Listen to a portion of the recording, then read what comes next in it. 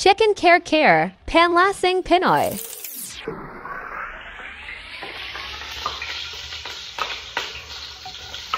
Siyempre, hindi mawawala ang bawang sibuyas sa ating kare-kare recipe today.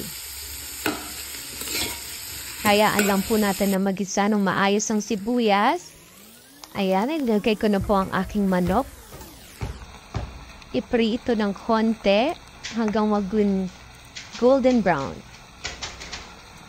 Yes! Balik ta rin naman natin. Ayan guys. So ayan na siya. Pwede na natin ilagay yung aswiti.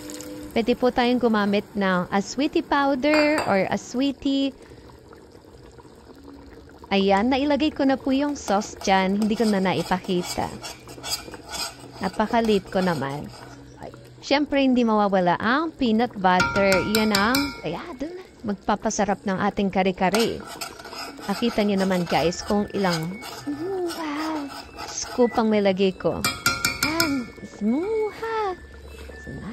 Siyempre, may maingay. Nakatabi ko. Ayan, halo-halo ng konti. Ayan, nakikita niyo ba yung lapot na yan? Dapat makuha niyo yung lapot na yan. Siyempre, ayan, di mawawala ang olive oil.